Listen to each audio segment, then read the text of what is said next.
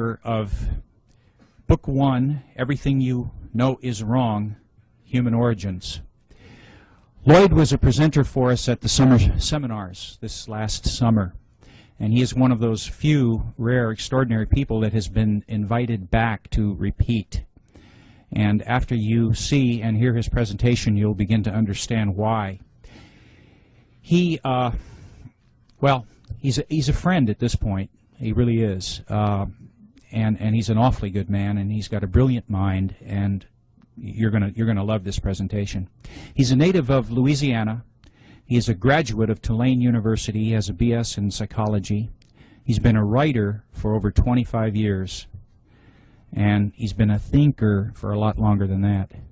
Ladies and gentlemen, Lloyd Pye. Thank you, Bob. Appreciate that very much. For those of you that have seen this movie before, you're going to notice that the front end of it is going to be missing. I'm not going to do the part about Darwinism because I'm going to add some material at the end that I didn't have at the last time, and I think you'll find it interesting. So what we're going to do is just start right in with the human origins, in as much as the book is about human origins, and we'll go from there. All right, can we have the first slide? All right, everybody just take a minute and look at this.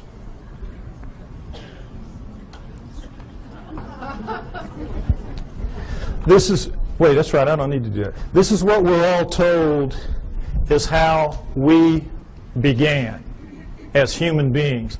That we came out of the primordial sludge and step by step evolved into what we are today. Everything in that chain up to us is eat, survive, reproduce. We are, what's it all about? We have that incredible ability to say and think, what's it all about? How'd that happen? That's what this is going to be about. What we're told is, of course, that we're a natural flow of things, and that with this guy right here, we share a common bond that begins between 8 and 5 million years ago. 8 and 5 million years ago. Reason being, we know that we have upright walking primates of some kind or other at around 4 million years ago. So they just jack it back and figure if we're upright walking at 4, we probably split from a common ancestor with the down on all 4 apes between 8 and 5 million years ago. We know we were upright walking at 4 because we have proof of it at 3.5. Next slide, please. These are the famous Laetoli tracts of Tanzania, Africa, discovered by Mary Leakey and her team in 1978. And here you see what they are. We're in solidified ash. We have a large pair here, smaller pair here. We assume it was a couple moving along. And we see the track here in a blow-up is not quite human. It's different in several ways, but it's human enough to make it very clear that we have upright walking bipedal creatures 3.5 million years ago, no doubt, measured by ashfall, which is very accurate. So that's why we jack it back. If we were this upright at 3.5, we had to be upright at around 4, and that's where you get your dates of 5 to 8 million years ago, the split from the common ancestor. All right, now, next slide, please. Here's the depiction of how this happened. The nearby volcano laid out a layer of ash. The creatures go walking along, leaving their tracks. Then another layer of ash comes, seals the layer, and then 3.5 million years later, a rivulet comes through here, cuts through, exposes one of the tracks. One of Mary Leakey's team sees it, and then they peel back the layers until they expose the whole thing. Miracle piled on miracle. It's just amazing, an amazing discovery. Now, the reason I show you this is I want you to notice that all pre-humans that you will see in the books, and go back and you can check, they will show you a head that looks like this one pretty much, grossly primate in its characteristics rather, because that's what the skulls of all pre-humans look like. But then they'll always stick these human bodies underneath those heads. And this is a subtle brainwashing that is performed on all of us to make us think that these are, in fact, pre-humans, because that's what they're called. That's what anthropologists call them, pre-humans. Now, you can't pretend that those heads are in any way human, so they don't, but they leave the body parts looking, amazingly human. You have the hands coming down mid-thigh, and you know, I hate to say it, but God, this looks a lot like my body right there.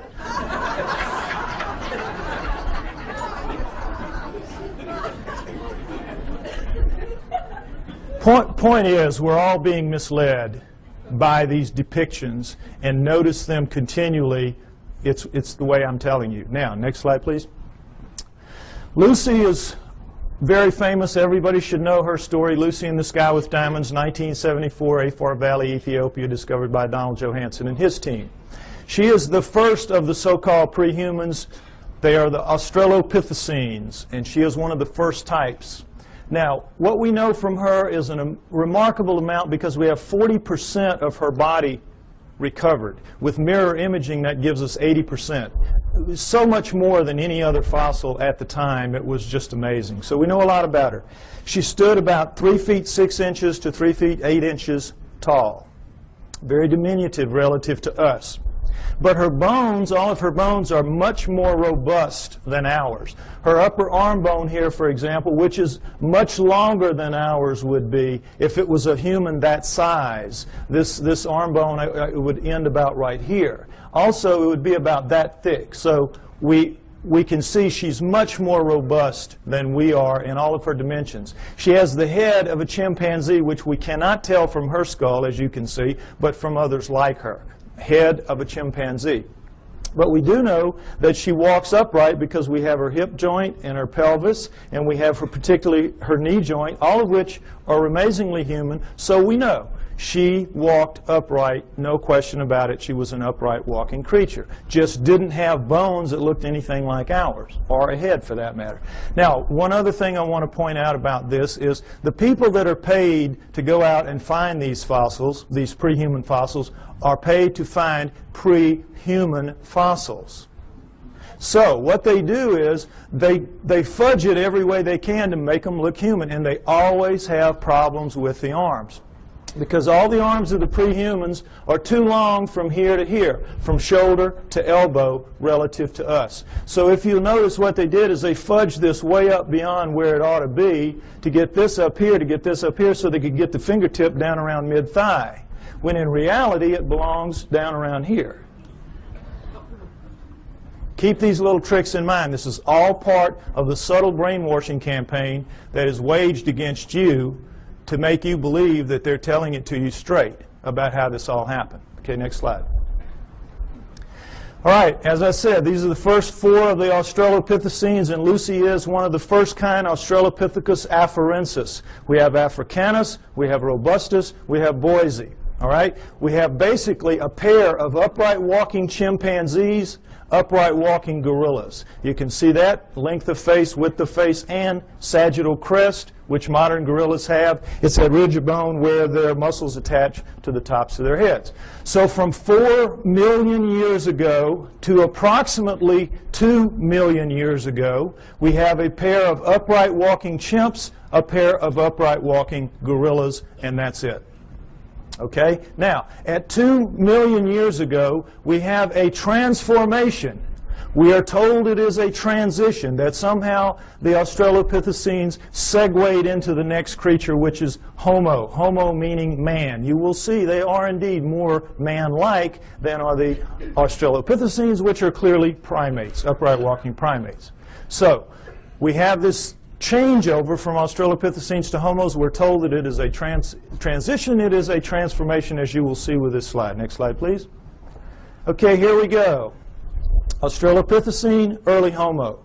Notice, if you will, this is not a transition. This would require 20 or 30 gradual changes to get in from this to this. It is an overnight change. It is just sudden. Boom. The Homos are here. I don't mean that like it sounds. Okay, next slide. All right, the Homos are here. Here we go. The Homo habilis, Homo erectus, Homo archaic, Homo neanderthal, and then Cro-Magnon, Homo sapiens, us. Notice Neanderthal man going back and through the Australopithecines don't look anything like us. Nothing.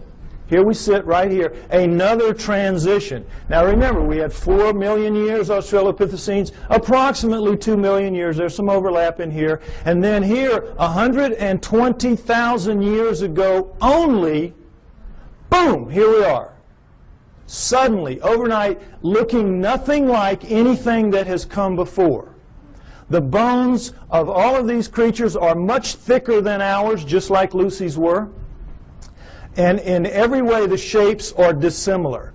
They do not have, it's hard to tell looking straight on, but they have no foreheads. Their foreheads go straight back off their huge brow ridges, neither of which we have. We have nice forehead here. We have no brow ridges. Huge, round, nocturnal vision eyes. So did the Australopithecines. These are primate eyes. Primates have this kind of eye.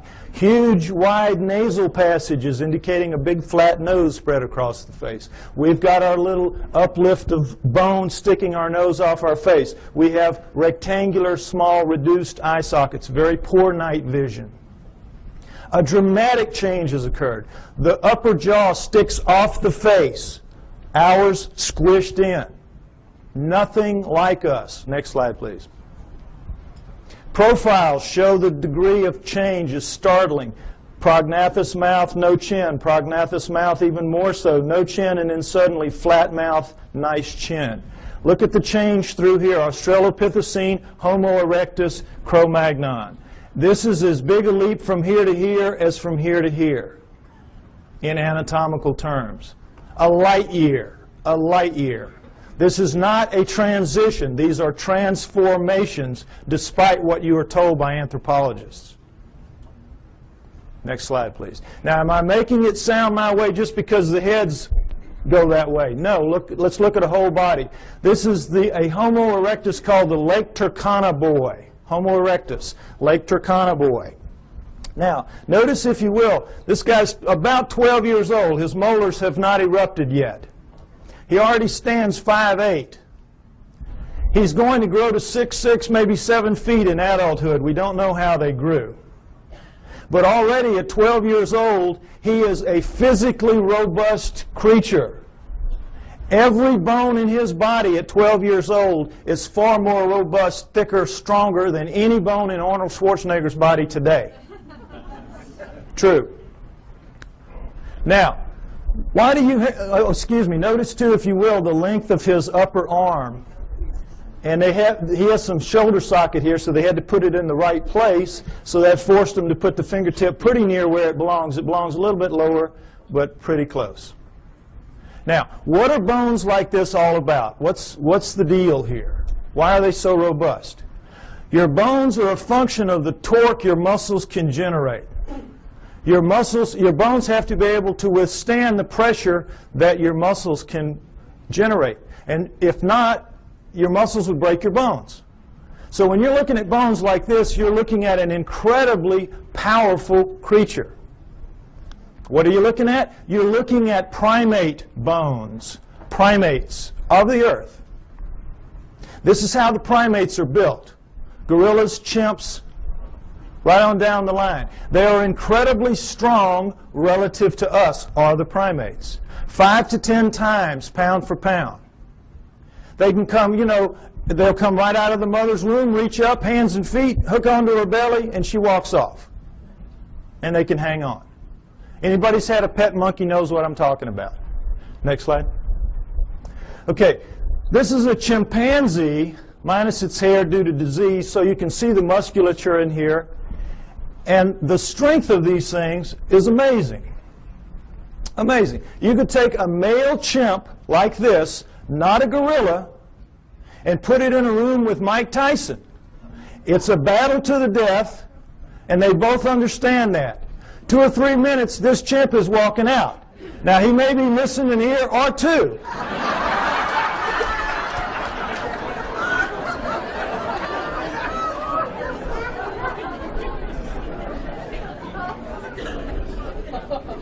But the chimp is walking out. The chimp can tear him limb from limb, literally, apart. Understand that. Primate strength is nothing at all like human strength. Next slide. Same thing for Neanderthals, our supposedly closest nearest kin until just recently. Neanderthal fingertip bone, human fingertip bone. Segment of Neanderthal thigh bone, human thigh bone. Look at the difference. Not even close. This is quarters to dimes, shovel handles to broomsticks. No comparison.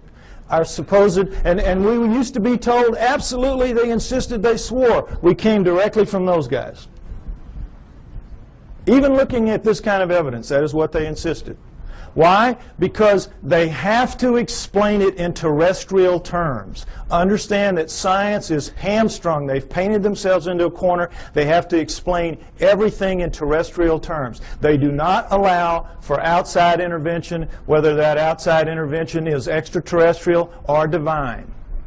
And so they have to come up with explanations like this to suit the data, which doesn't at all support their conclusions. Okay, next slide. All right, here's the drawing that shows it a little more accurately what the prehumans are vis-a-vis the humans. Notice that in the drawings the hands are down pretty much where they belong relative to ours. Also notice the rib cages are the upside down funnels of primates in the prehumans as opposed to ours. What's the situation there? Well, you can't tell it very well from here, but all of the prehuman heads are stuck on their bodies like that, the way primates are. Their heads are down in on their shoulders. Only we have that elevated neck sticking our head up off of our torso. They also have that extra arm length and that extra power, and so they need a bigger fulcrum up here to wing their arms and do what they have to do. So all of that extra muscle mass plus the head torque down in there squeezes out the room, and so you're going to get that pinched off triangle that primates have. And we, with our shorter, lighter arms and lighter bones, we don't need all that muscle mass, and we got our heads sticking up, so we have a completely different rib cage. I want you to understand that. Now, the main thing to understand here is there is not a single human bone in the so-called prehuman fossil record. The main thing I want you to understand, there's not a single human bone in the so-called prehuman fossil record. And guess what? Anthropologists will not argue the point with you. An idiot can see it. An idiot can see it. All you got to do is point it out to them. Well, they know that. So they say, you're right, you're right. There's not a single human bone in the prehuman fossil record, even though we insist that these are indeed prehumans. The reason we can get away with this is because we're going to put somebody right in here that's going to show a transition between these guys, and that is the missing link, the famous missing link. You've all heard about that. This is what it is. This is the thing that's going to stand right in here and miraculously show a smooth transition from this to this. Well, I tell you what, if the missing link was here today, he would need about 20 or 30 cousins standing right beside him, showing enough gradual transition to make this plausible. You don't just get one missing link. You need dozens to make this theory work of gradual transition, the Darwinian paradigm. And they don't even have so much as a fingernail, not a fingernail, of the missing link. Which leads us to conclude that Charles Darwin is a blowed-up peckerwood.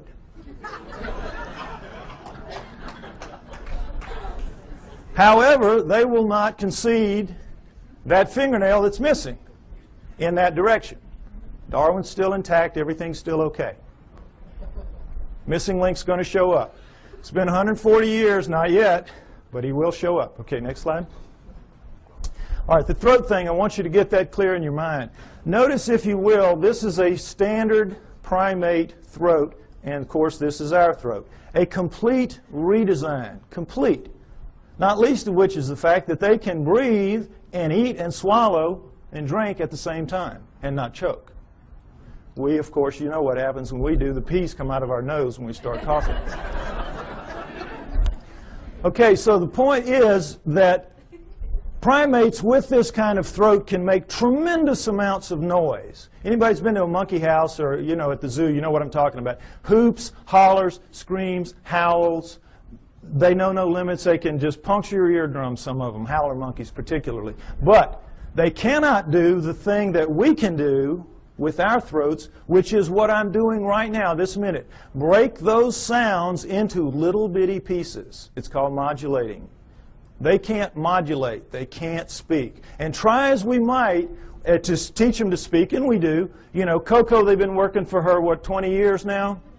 Up to maybe 3,000 words. You could put her in a third grade class and she could probably be valedictorian. But she can't speak. She can't speak, and she's never going to be able to because she doesn't pack the gear, as they say in the military. She doesn't pack the gear and never is going to. No primate is. We are completely different and completely special because of it. Next slide. All right, now, so here's what we're left with.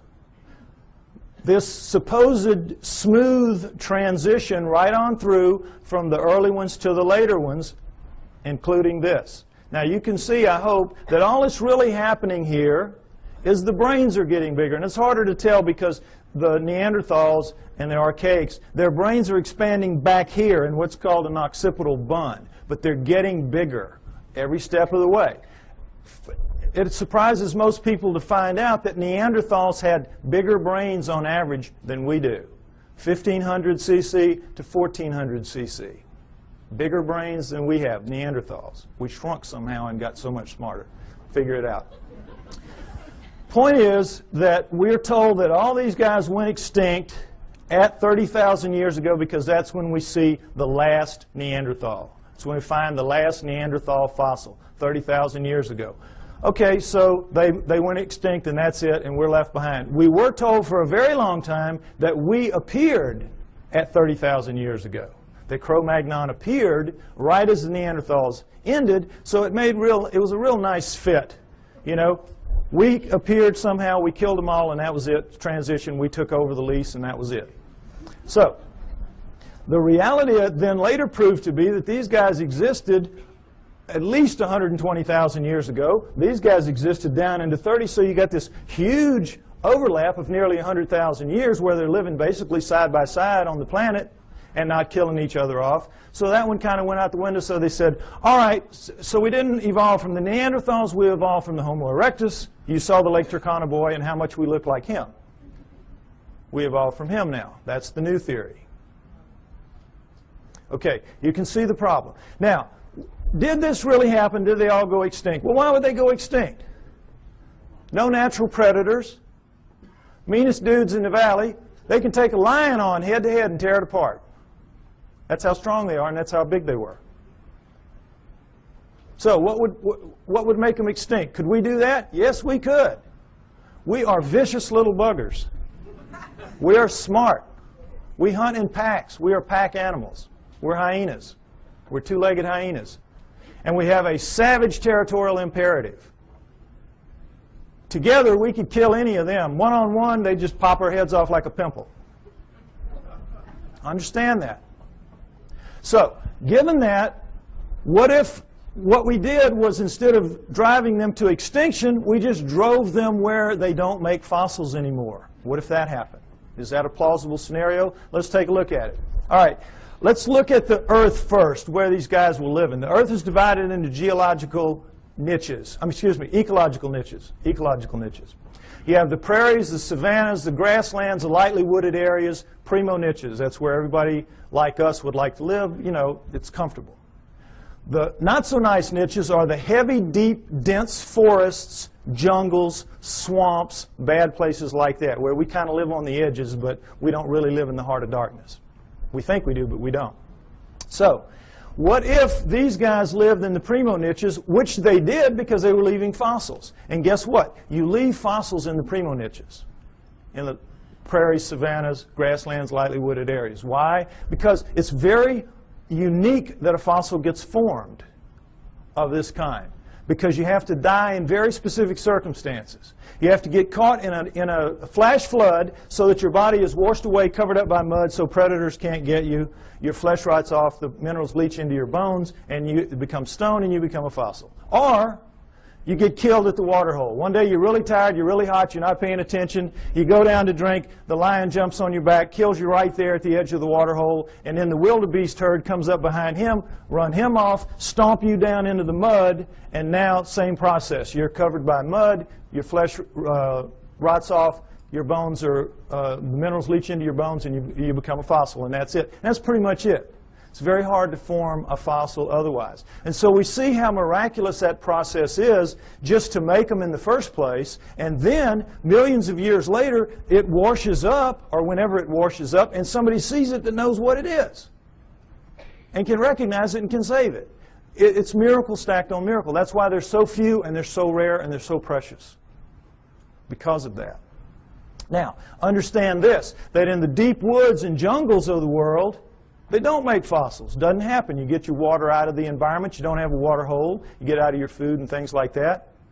It will surprise you to know that there is not, to this day, a single solitary fossilized bone of a chimpanzee in the world that we know about. They just don't make fossils. So, instead of them all going extinct, why don't we just postulate that they lived in the primo niches? This guy arrived sometime prior to 120,000 years ago when he starts leaving fossils. And he issues an eviction notice to all of these. Get out of town. We're here. We're taking over. And they do. And there'll be some skirmishes. They'll kill a few of them. And these guys, you know, they're not that stupid. They'll figure it out. These guys are bad news. We got to move. And because they're adapted to the planet, we've seen the millions of years they're here. They're adapted to this place. They can go pretty much anywhere they want to, and so they do. They just walk until we don't chase them anymore, and that's into the deep woods and the jungles of the world. And if that scenario is true, and I postulate that it is, then it would explain the hundreds and thousands of stories that we have from around the world of what? Upright walking, hair-covered creatures living in the deep forests and jungles of the world, every continent except Antarctica. The hominoids. It explains the hominoids. You with me? Okay, next slide. Let's take a look at a hominoid. Here we go. This is a statue of a Bigfoot Sasquatch type, carved, Willow Creek, California. This gentleman's about 5'7". I'm 5'11". You can figure that if that thing was here, his head would be up about right here. Okay? There are 4 kinds of hominoids. 4 kinds. We know of 2 in the West primarily. Sasquatch, Bigfoot, this kind. Abominable snowman, Yeti. And then there are 2 other kinds that are dominant in other parts of the world that we don't know very much about. The Almas and the Agagwis. Okay? Now we're going to go over them. They're pretty much the same except for size. All right. The Bigfoot Sasquatch kind, as you see, 7 to 10 feet tall, 700 to 1,000 pounds on average. The giants, the big ones, the ones you hear the most about. The Abominable Snowman Yeti, man-sized, 5 to 7 feet tall, 300 to 600 pounds, lives exclusively in the Himalayan ranges as far as we know. Taken together, those 5 ranges are as big as the United States, plenty of room to roam, but they are not on all continents. The Bigfoot Sasquatch kind is. The third kind, Almas. The Almas. They are found primarily in the mountains of southern Russia and western China, the Pamirs and the Caucasus, and the Altais and the Tian Shans. But they are also elsewhere in the world, including in the United States. Man-sized again, 5 to 7 feet tall, 300 to 600 pounds. Fourth kind, the Agagwis, about 4 feet tall, weigh about 200 pounds, the pygmies of the group. All right? Now, you might remember, ironically, there were 4 Australopithecines, 4 early Homos, and what a surprise, there are 4 types, basic types of hominoids. Interesting, isn't it? Now, what they are is this. The Bigfoot Sasquatch kind live in what is called lower montane forests. Now, in mountainous terrain that are covered by trees, and if you've done any flying in the Pacific Northwest, you know what I'm talking about. The lower trees are called lower montane. As you go up, you get into upper montane. The Bigfoot Sasquatch lives in the lower montane. The Abominable Snowman lives in the upper montane forests of the Himalayas. You get the idea, Abominable Snowman, he lives up in the snow. Nobody lives in the snow. There's nothing to eat there. They live in the upper valleys, and you see them occasionally as they cross from one valley to the other by going over a mountain, the snow part of it. Okay, now the Almas also live in the lower montanes, but they're more flexible. They also seem to be the smartest, and this is not to say they're anything like us. They're just very smart animals. The Almas are. I think they're going to prove out to be living Neanderthals. The evidence is strong that the Almas are living Neanderthals. Okay? The Agogwes, the fourth kind, the pygmy kind, live in the jungles of the world. That jungle band that goes through South America, Central Africa, and Indonesia. That area. They, of the four, have reddish, russet-colored hair, like orangutans, which also live exclusively in jungles around the world. The others have dark browns and blacks, their body hair, covered with hair. Whenever anyone sees them, their characteristics are described consistently the same. Wherever in the world, whatever kind we're looking at, when the person sees it, and frequently this is some very, very isolated native who doesn't even know that the rest of the world is out there, much less that these things are seen on other continents. And when they describe them, they always describe them the same way. They say, no forehead, huge brow ridges, big round deep set eyes, big flat nose, although this one isn't so big, but big flat nose up against their face, mouth sticking off their face, no chin, head tucked down into their torso, very long arms dangling around their knees, very thick, muscular, robust bodies, and covered with hair from head to toe. Now, take away the hair, and what did I just describe to you to a T? The pre-humans. Am I right? You saw the skeletons. You saw the bones. The pre-humans. What does this lead us to believe? The pre-humans are the hominoids. The hominoids are the pre-humans. The pre-humans are the pre-hominoids. It's their ancestors, not ours. It's clear to anybody that will look at the evidence. The so-called pre-humans are, in fact, pre-hominoids. Now, it's easy for me to stand up here and say this. What's the proof? Well, let's start right here with their feet. They leave tracks. All around the world, they leave tracks. We have upwards of 10,000 or more photographed, plaster casted, or both. No question about it. And guess what? They're all fakes. All of them. Every one of them is a fake. Problem being, it's not that they are really in fact fakes. They just can't be real. They can't be real because not only is Darwin a blowed up peckerwood, all of his followers are. And they don't want to be that. So these cannot be real, even though they are. Now, is it possible that they could all be fakes? All these tracks could be fakes? Could they fool everybody? No. Why? Because we know a lot about it. Let's take a look. There's a science called ichnology. And what an ichnologist does is he studies the tracks left in fossils by creatures going millions of years back. Show them a fossil, they can look at a print or a track or anything, they can tell you what made it. There's a whole science to it. If you go back into prehistory, all of our primitive tribes, the one thing you had to pass on to your children was how to read the tracks in the area and know what they were, so that they could feed their family out of the environment and so they could keep from feeding some wild animal's family. Very important. If you took everything we knew about, remember Tonto and those Indians, boy, they could just smell a track and tell you 20 things about what made it. We know about tracks. And this is two of the basic things we know. That when any living fleshy foot, like a human foot or a hominoid foot or even a camel pad, it doesn't matter, makes a track, puts a track down, the subtle interaction of bones in the foot, in our case it's 26 bones, 33 joints, dozens of muscles, ligaments, and tendons, makes a very subtle movement and lays it down in a very specific way from the midline out. And so it leaves a distinctive print with little lines in here called compression lines. Next slide. When you do it with a fake foot, you don't get that subtlety of movement because there's no sequential parts to a fake foot. If you're missing a foot and you need a prosthesis, you're going to get just a dull, stiff foot. We cannot duplicate anything even close to it.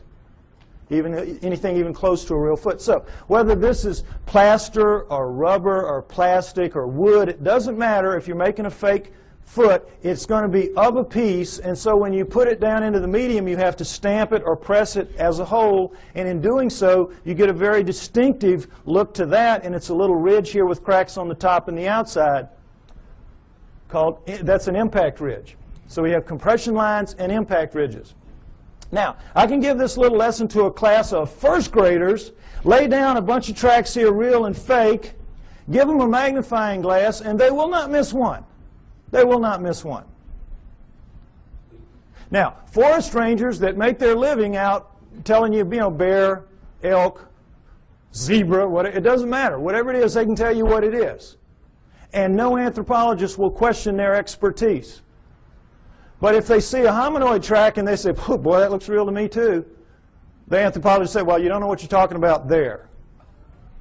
You don't know what you're talking about there. That one's fake. You're wrong there. See how absurd it is? And for the most part, you believe it because you don't expect them to lie to you. You don't expect them to have an agenda that they're maintaining. But they do, and keep it in mind. Okay, next slide. All right, this is the way a human foot works. Looks and works. This is, of course, a good foot, not a flat foot. This is a typical human foot with an arch. When we come down on our heel, we have to swing our momentum around the arch, then cut it over into the ball, which will regenerate some of the lost momentum, and then we come out thrusting off of our big toe. That's how we walk. Our smaller toes pull up and act as balancers.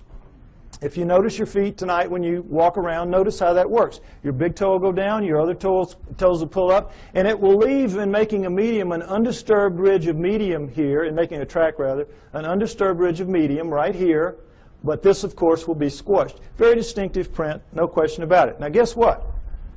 We walk badly, badly.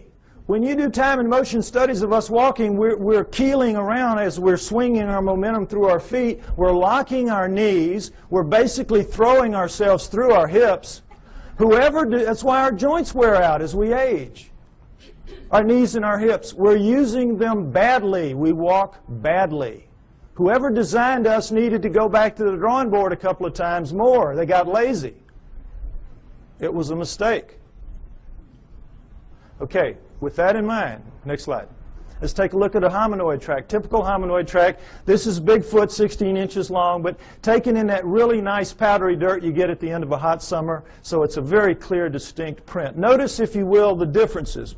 We have a midline about right here, ankle shifted very far forward, heel extended back here and very much widened, forefoot shortened very much and widened, all 5 toes looking about the same shape, ironically, square, and all 5 toes acting as balancers because you have medium all the way through here. So you're getting the forefoot thrust coming out completely of the ball area, which is dented in, and it's like a 2-part motion, sort of. So they have a completely different foot. It's a completely redesigned foot. Why? Completely redesigned creature. Much bulkier, much heavier, much denser, much more robust. So you need a different kind of foot. No arch is going to support that kind of weight, so you have no arch.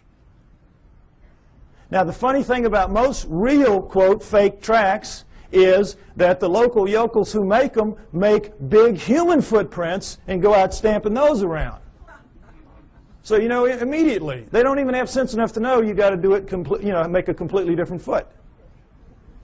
But the main thing to notice here is, remember, in our motion, we walk here, we go here, we do this, and we're very awkward. Look at the line of thrust here. Straight shot. What does this tell us? He walks right. He does it better than us.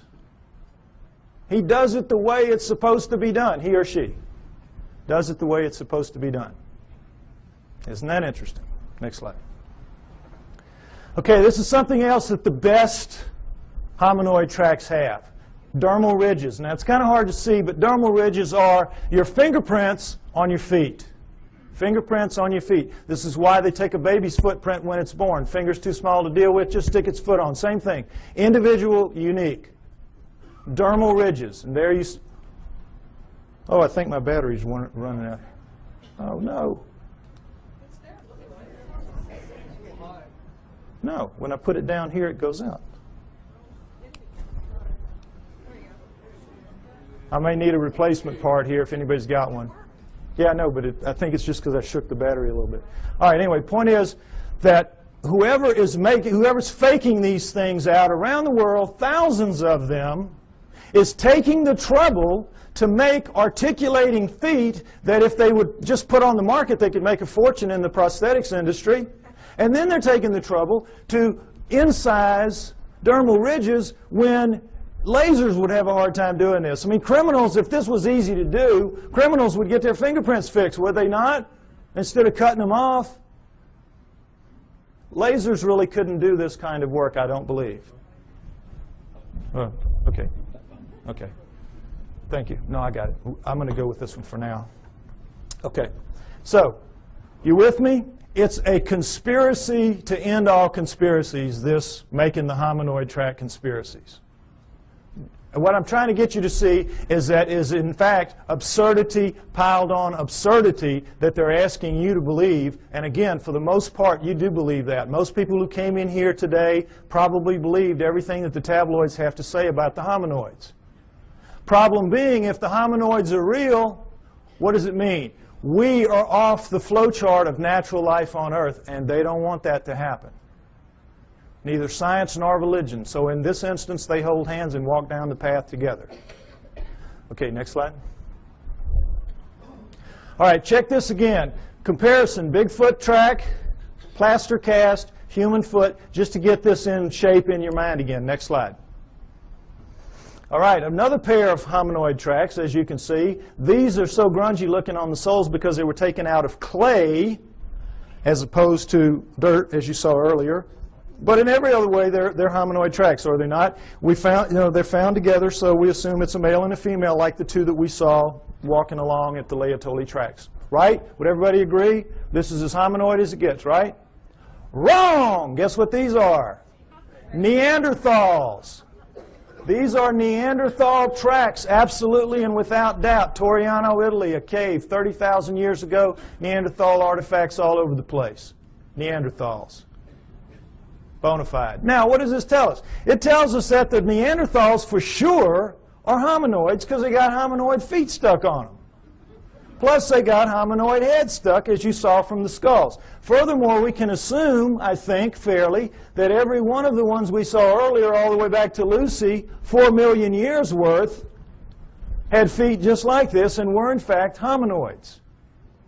The track you saw at Laetoli, remember the one down in the corner? It looked a heck of a lot like that, didn't it?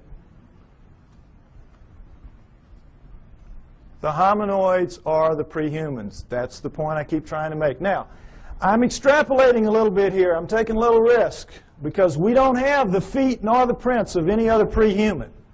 We just have to go with logic. But guess what we do have? We do have the feet of Neanderthals. Next slide. Here we go. Neanderthal foot, human foot, Neanderthal. Can everybody see this down at the bottom? I'm sorry, it's kind of low. Take a look so you can see. Stand up if you have to, be like a football game. All right, here's the deal. Notice there's no comparison. Look at the heel bone of the Neanderthal relative to our little nub of the heel bone. Look where our ankle base joint is as opposed to this huge. This is it. This is bone here. This is our little base joint compared to this giant base joint here and the squeeze forward of it. Notice, if you will, the great foreshortening of the forefoot and the widening of it relative to ours. Look at the skew. You can see the skew in the foot. See how squared up and solid that is, like a rock. Look how much our big toe dominates our little four toes and how much these are much the same. This thing is built for balance, for solidity, for stability. We got a crummy foot, folks. Crummy foot and a crummy walk. We ought to complain to the boss about this. You can see why this thing walks so smoothly. It's just kabloom, boy. It's just perfect for maintaining balance and stability, carrying all that heavy bulk and weight. Good design, bad design. Next slide. Okay, if I'm right, they're out there, all these places. Where are they? All right, let's take a look at the world. Take away the deserts. Take away the tundra, and what you're left with is arable land. Arable land. All right? This is where they live, in the black parts. The heavy, dense, deep forests and jungles of the world. This is where we live. The nice, cool, open areas. The pinks, the blues, and the purples. The primo niches. That's us. All right? Now, Broken down, that is 55% for us, 45% for them, moving toward 40% for them. As you know, we're cutting down forests like crazy. It used to be 55% for them, 45% for us, 500 years ago, approximately. Okay, so you look at this and you say, well, wait a minute, we're sitting right here in the desert. We live everywhere. No, we live in most of these environments, but we don't live, for the most part, up in these areas, in the Himalayas and here and in these jungles. If we live in the jungles, we live on the river. We don't live in the heart of darkness. When we have to live in the heart of darkness, what do? We cut it down. We'll cut roads through here, but we don't live in it, where we've got to hack our way through every day to go to school or to the store. Just isn't going to happen. We're not physically designed for that. Our skin won't take it. If we didn't have clothes and couldn't defeat the natural order of things, if you were to strip everybody in this room naked and put us out there to live like everybody else has to live, most of us would be dead in a few weeks from radiation poisoning. Those of us who have black skin would have a chance to make it to the equator, but couldn't stay and live in cold climates. We're not physically adapted to this planet. Understand that. Our skin does not let us go except in certain niches, the primo niches. So, understand too that we think we live in every one of the nooks and crannies out there. We are masters of all we survey. That's what we're told all the time. We're humans. We're masters of all we survey. We do not even survey all that we claim to be masters of. It will surprise you to know that of the United States alone, fully 25%, 1/4, has never once been foot surveyed, because it's just too hard to get in there and do the work. We survey from the air those areas. We do not go. We're not as tough as we think we are. Now, also understand that the hominoids are not just restricted to these areas. They move wherever there are forests. These are their real stomping grounds. But they go anywhere that there are forests. They use forests like highways because they are migratory animals. They migrate. They do not hibernate. They move with the seasons, and they use forests as their highways. As they live in the forests, they do a split shift with the bears. Bears work the day shift, they work the night shift. It is. It's how it works. Also understand that of the 5,000 quality sightings that we have in the United States and Canada, now I'm not talking just, skimpy ones. I'm talking good quality sightings, 5,000 in the last 50 years, half have been east of the Mississippi River. Every state has them, except possibly Nevada, maybe the mountains north. We have them in Louisiana, down in the swamps, the little one. It's called rougarou. When I was a little boy growing up, don't you get too far from the house, rougarou will get you. The little red man of the woods, the booger man, boogeyman. Excuse me, booger man, right. Slip of the tongue. Anyway, Florida has the skunk ape. New Jersey has the Jersey Devils. Arkansas, everywhere has them. I bet you every one of you have heard stories about this from your state. They're everywhere. And it's the same around the world. They share the planet with us. Okay, next slide. So, you say to me, well, okay, by George, we're humans. Why don't we just go out there and get one? Even so, we can do anything. Why don't we just mount up and go get one if there's so many of them out there? All right, panda is a perfect example of what the problem is. The panda was last century's hominoids. Rumors would come out of China of this black and white bear that ate bamboo. And, of course, every PhD in the world sitting behind his little desk does not even have to get his fanny up out of the chair to say, well, forget that. We know they have black bears. We know they have brown bears. We know they have white bears. But they're all carnivores. No vegetarian bears. You kidding us? Ridiculous. And then in 1869, a French naturalist goes to Sichuan province, China, and sees the hide of a freshly killed one hanging on the wall, and he knows they're real. So every zoo and museum mounts up the expeditions that you would like to see mounted up today to go out to find the next panda and bring it in. Serious. Now we're talking Sichuan province, an area the size of the state of Arizona, very mountainous, hilly terrain, difficult terrain, covered with bamboo rather than woods, but in every other respect, like the environment that hominoids will be found in. How long do you think it took those teams? And this is back in the 1800s where people really knew their way around the woods. How long do you think it took? 60 years. And quit giving away my punchlines. Don't do that anymore. 60 years. 60 years. Those of you who've seen the movie, do not give away the punchlines. Okay. Now, it sounds like a gross exaggeration, and it is. They only looked for about 30 years. This is where Ivy made the mistake. They only looked for about 30 years, and then they gave it up. And they said it has to be extinct now. And then 30 years later, Teddy Roosevelt's sons are out there doing some sport hunting, and they kill one. Okay? So then they mounted up again, knowing that it's for real now. And because they had learned so much in the interim, they began to get them. And over the next 20 years, they brought in 6.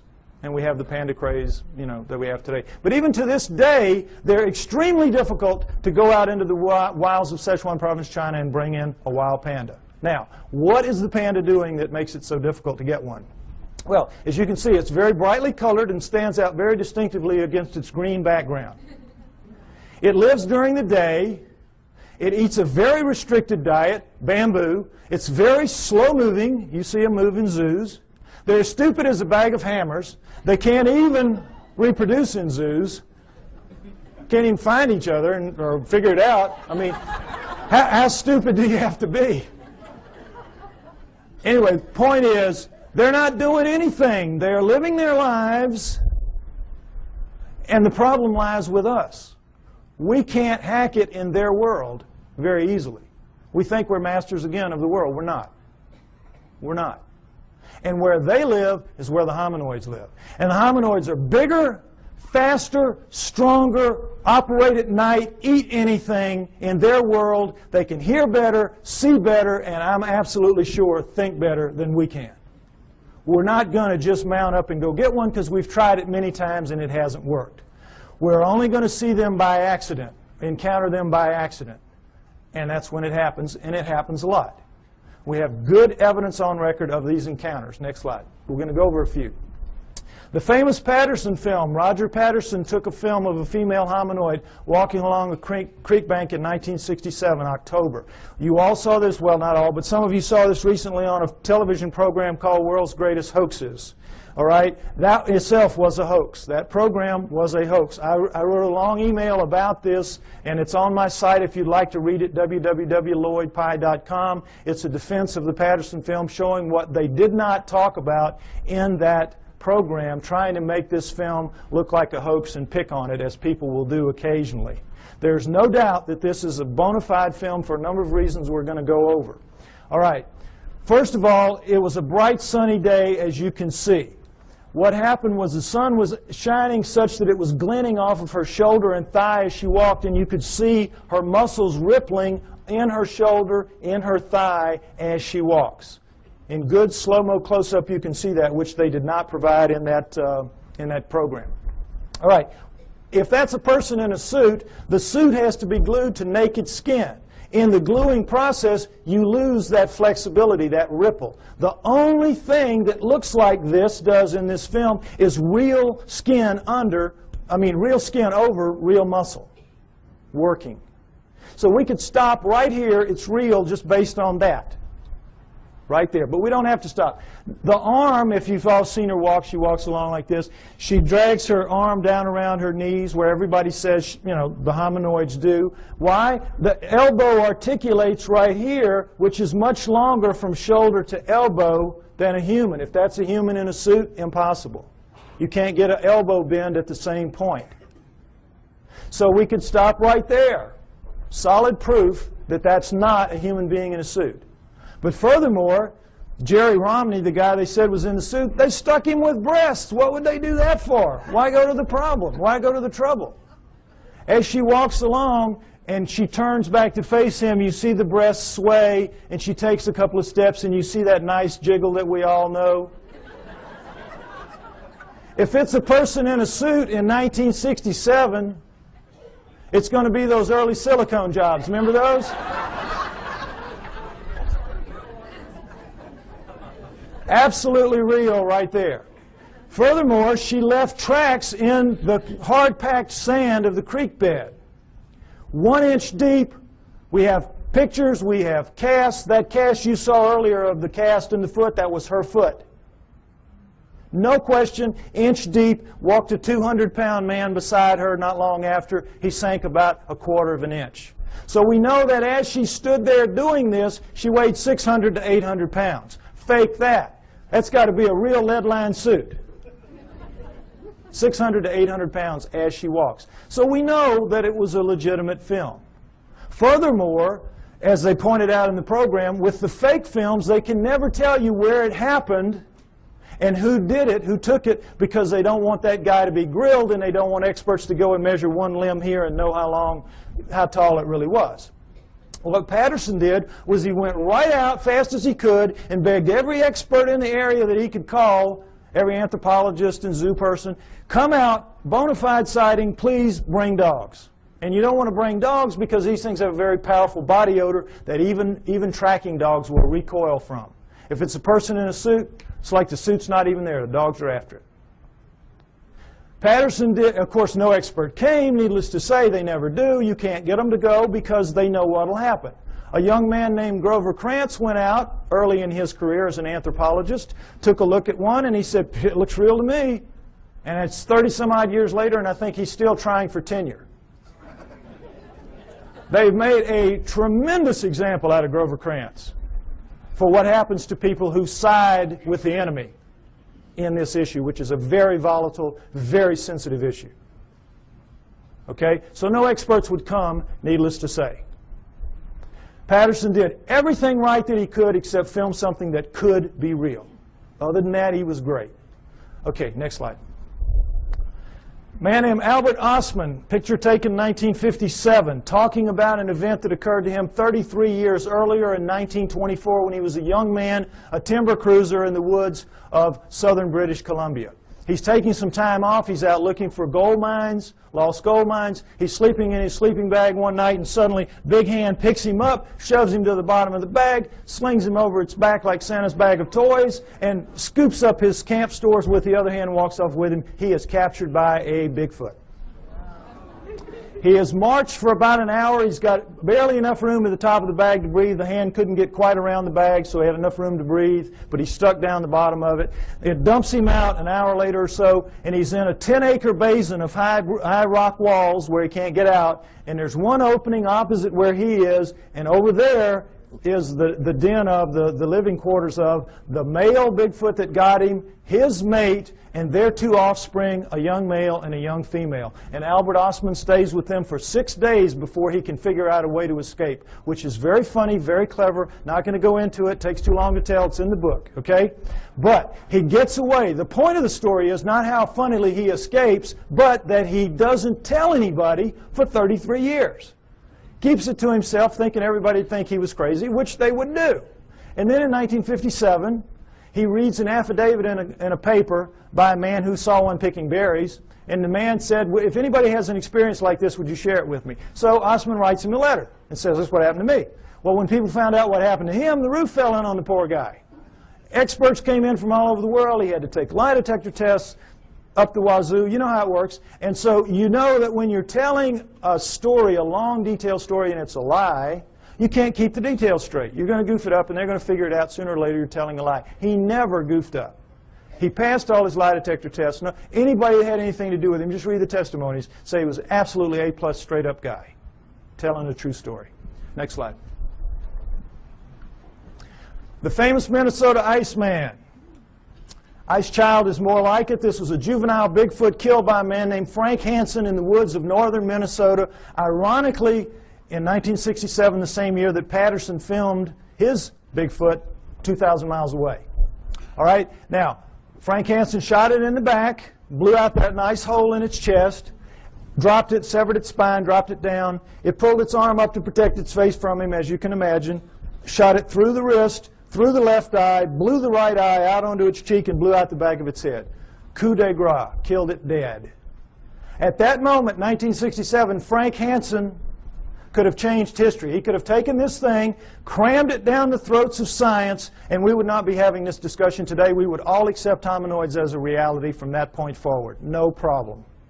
But Frank Hansen was not that kind of man. The kind of man he was, he saw the opportunity. He bought a 7-foot floor freezer. He threw the body in there. He filled it up with water. He froze it. He put a piece of plate glass over it, and he took it around to shopping malls and county fairs for about 12 years, from about 1978 to, about 1968 to about 1980.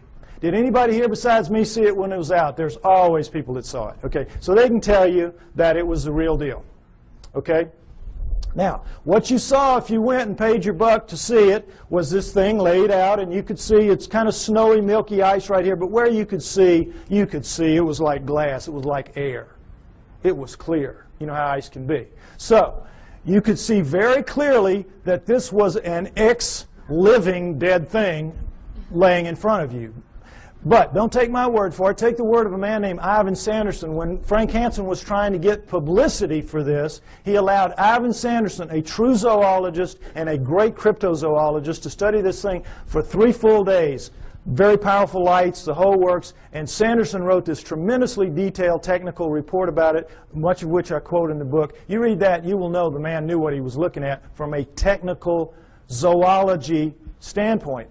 I'm looking at it just with layman's eyes when I'm a young man, but they're perfect eyes, astronaut eyes. So I'll tell you what I saw. What you could see, what anybody could see, because the knees were almost to the top of the glass, is that every hair, you know how hair floats in water? This is not our hair. This is primate hair, 2 to 3 inches long. It's sticking off. It's like a pincushion off its body. You can see right down to its skin wherever you look. And wherever you look, you're looking at what amounts to a small pencil lead hair, round, tucking into a pore, perfectly tightly round. Wherever you look, millions of them, wherever you look. Now, what we're told is this was just a wax and rubber dummy made up by a charlatan who was out to just take advantage of people, right? Ask anybody who works in the wax museum business, and they'll tell you the one thing you can't do well is hair, because to get the hair right, you got to punch it in with a tool, and you got to pull that tool out, and it's going to leave a little nick mark around the hair. None of that in this creature. None. But the thing that really impressed me the most, and I'm sure everybody else will verify this, is, you know when you kill a deer or something, you let it bleed out, but for a long time after it oozes that pink kind of fluid. You scrape your elbow, for women who don't deer hunt, scrape your elbow, you know, and after a while you're still oozing that pink sticky stuff. Well, it was still doing that when he froze it, when he put the water in. So as the water was freezing, that stuff was coming up in tendrils, ribbons, pink ribbons of that sticky, oozy stuff, coming out of every wound, out of there, out of the mouth, out of the nose. You know when you have a traumatic head injury, you bleed out of your nose and your mouth as well, out of both eye sockets, out of the wrist. Bones were, little pieces of bone were sticking out of the wrist. Every one of those, and those ribbons went from down as deep in the holes as they could get up to the surface, and they spread out in little pools, little circles at the top of the ice. Now, I defy anybody making a fake to even think to do that, much less pull it off and make it look so real. This was the real deal. Next slide. Perhaps the most interesting story of them all, Zana from Russia, an Alma. Remember I told you that the Almas were also man-sized, 5 to 7 feet tall, 300, 600 pounds, and they're dominant in Russia and the Orient. This is Alma, the living Neanderthal. This is one of them right here. This is Zana is an Alma, was an Alma. Now, understand this. In the Orient, the tradition when one of these things is captured, for whatever reason, was to kill it immediately, desiccate its body and sell its body parts for medicine, principally aphrodisiacs. That's the Oriental tradition. In the Russian area, though, when they would be captured, male or female, they would be used as slaves, physical slaves, held, spirits broken in these primitive villages where they would be, and they would be used to carry wood, fetch water, do the haying, all the heavy work nobody really wants to do. Make the slave do it. And so that became their fate. And for females, another aspect of it was they had to become the sex slaves of the men of the area. And that was one of the other great advantages to having a female. And so this is the fate that befell Zana in about 1850. She was captured as an adult in 1850. We do not know how old she was. She was an adult. She was taken to the village of Takina, where they kept her in a hole for about 3 years until her spirit was broken enough to let her wander around. She was dependent on them for food, and then they began to train her to fetch wood, fetch water, do the things that she had to do. And she became like the village pet for 40 years. She died in 1890. Now, how do we know this? Because in the Orient and Russia, they don't have the same tradition that we have. They're very old countries. They've been living with this for a very long time, for centuries. They know they're real. They send researchers out taking information about it. They send teams out trying to find them, or they used to when Russia had money. They don't now. But this was done in the mid-1970s. Excuse me, I'm sorry, mid-1960s. This research was done in the mid-60s. So, in the mid-1960s, this was an area of Kazakhstan where she lived, where people live very long lives. You know those places in the world where people live up around 120 years old? So they had over 100 people above the age of 80 that had known her quite well in their youth. There were 10 still alive who had attended her funeral. So they were able to get tremendous corroborative evidence, corroborative testimony about her lifestyle, and everything about her from all these different people, so we have an amazing view of what she was like and what her life was like. Again, a lot of which I go over in the book. But the main thing is that she never learned to speak, but she learned the language. They could talk to her and she'd know what they meant. And while there, she gave birth 8 times to hybrids with men of the village. 8 times. Killed the first 4 accidentally, because her kind apparently washes the newborn off immediately. She would take it to the freezing glacial river that ran through the village, and because they had so much human in them, it would kill them. So the last 4, the village women took them from her at birth and raised them on their own, because they looked so human. And every pair of hands was very valuable in one of those primitive villages like that. And so they raised them up, and they became Russian citizens. Married, had children. Her great-grandchildren are alive in Russia to this day. I know, it's an amazing story. Now, what do people say about her children? Well, everybody said that they were indeed taller than most, bigger than most, a little more robust than most, but not giants, not superhumans, just strong, you know, big and strong people. Darker skinned than most, but not truly Negroid. Hair like, you know, everybody, but not covered in hair like she was. Average intelligence, not wizards, not stupid. Ugly enough to make a freight train take a dirt road. Unfortunately for them. But they could speak. That's the key. They could all speak. They had very high-pitched voices, but they could speak, which allowed them to integrate into the community as humans, even though they were clearly not quite humans. So the researchers were real excited to get all this information. It's like, wow. And they knew where she was buried. She was buried in the village cemetery. Unfortunately, this is a Muslim area. They don't mark gravestones there. So they knew she was in the village cemetery, which had existed for centuries, and they couldn't say just where, because of the 10 people that were alive. They all had different memories of where it had been. Who knew that 70, 80 years later somebody was going to care? So they couldn't decide. They couldn't, and they would have had to bulldoze the whole thing. The village wouldn't let them do that. So somebody says, well, guess what? Her youngest son, Kvit, died in 1954, only 10 years prior to this study. So they said, we know where he is. We'll let you dig him up. So, boy, they dug him up. Her youngest son, Kvit. Now, before we look at his skull, I want to say again, remember, Neanderthals had bigger brains than we did, and they carry them, or we do rather, they carry them in a bun in the back of their head called the occipital bun. All right, let's take a look at Kvit's skull. Here you go, right here. Notice, if you will, that's a remnant of an occipital bun right there. Notice how much of a forehead he doesn't have. Look at the size of these brow ridges. Look at that eye socket. Is it starting to look familiar? Look at the size of that nasal passage. Look at the size of these teeth. Look at the size of that jawbone. Look at the size of the cheekbone. But look at that chin. Allows him to speak.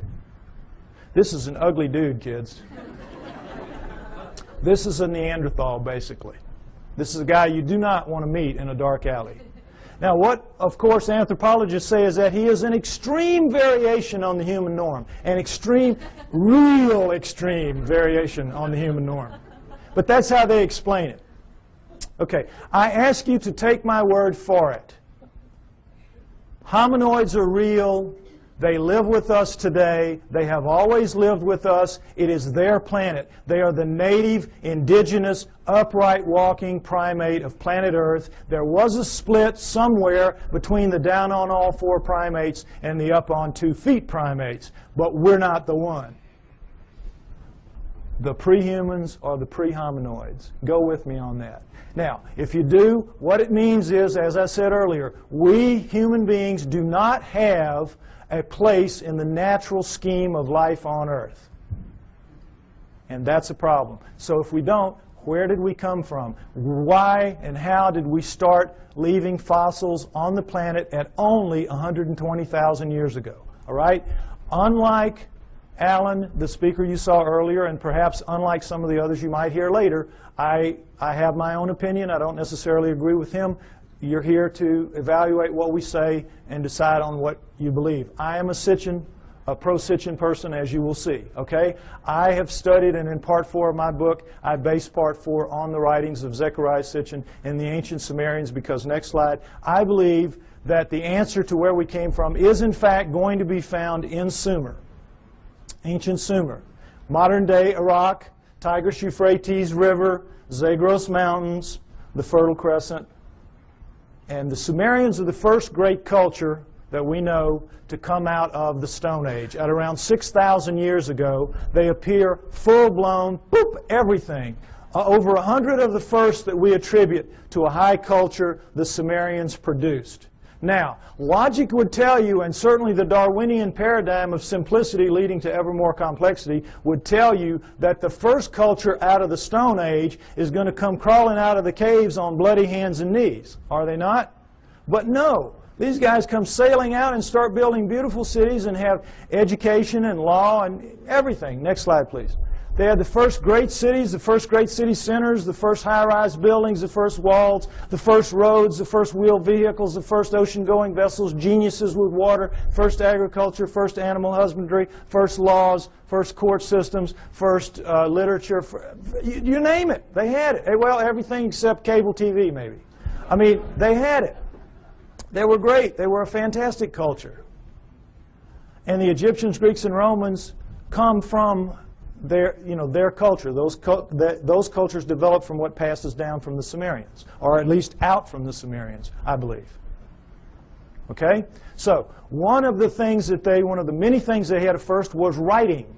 Now, this is what we're all taught. We're taught nothing about the Sumerians except that they invented writing. Again, they appear, boop, invent writing, boop, disappear, and that's it. History forgets about them. You never hear what they wrote. You never hear what they wrote. And you never hear how sophisticated they were, because, again, it doesn't fit that paradigm. It's easier to just start with the Egyptians, Greeks, and Romans and move on from there. Okay? What they had to say, next slide, in their writings, their writing, by the way, was cuneiform, very sophisticated math-based writing. And, by the way, their mathematical system, called sexagesimal, based on the number 60, is better than ours for using very small numbers and very large numbers.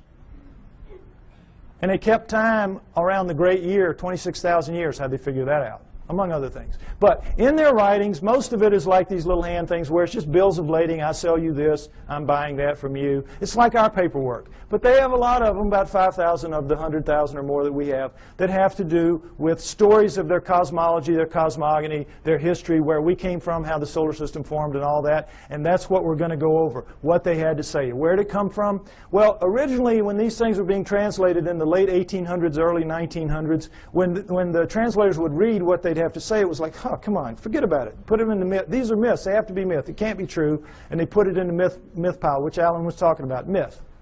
So, Zechariah Sitchin, a man named Zechariah Sitchin in the 1950s gets the idea, wait a minute, how does the first culture get a myth? Who hands it to them? Good question. Why didn't anybody else think of that?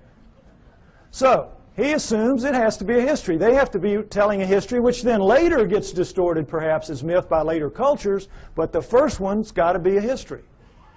So he goes into the myth pile with that attitude and comes out with 8 books at this point called the Earth Chronicles series, which I use as the basis for a lot of what you're going to see here now for a while. Okay, we're going to go over what the Sumerians had to say, boiled down. Part 4 of my book is basically the cliff notes to Sitchin's work. Any of you that have tried to read it, you know it's a slog at points. Okay, I tried to make it as easy as I could, so at least you have the cliff notes to go in and try it again. All right, next slide. Here's what they say, that originally as the solar system was forming, there was the Sun, Mercury, Venus, Mars, and a big planet called Tiamat, right where the asteroid belt is now. And if you know about Bode's law, there's supposed to be planets at certain places of a certain size, and it all fits reasonably well except for the asteroid belt where there should be a planet, and there isn't. But there was Tiamat then, Jupiter, Saturn, Pluto as a moon of Saturn, Uranus, Neptune, and into that forming solar system at around 4 billion years ago, which we extrapolate and assume because all of them were still very plasmid, still very much lava-ish, able to pull moons out of themselves. And we know that the solar system formed at around 4.6 billion years ago. So at around 4 billion years ago would have been the time approximately when this would have happened. Okay. Nibiru comes in, and as it's a stray planet like the one we saw a few months ago being slung out of the binary star system on the news. We all saw that. Probably something like that. It's captured by the gravitational pull of the large outer planets, swung around the sun, captured by the sun, and is caught in an elliptical orbit like a comet, moving clockwise as opposed to the counterclockwise circles of the other planets. Well, as you can see, there's the capacity for real problems here with one going one way and one going the other. And in the second time around, Nibiru collides head-on with Tiamat at planetary speeds. This is a collision. Okay? Next slide. This whole thing now is described in the great Sumerian epic of creation called the Enuma Elish, which is 6 tablets of action, 1 tablet of summation, which is taken to be by many people the basis for the 6 days of creation and the 1 day of rest.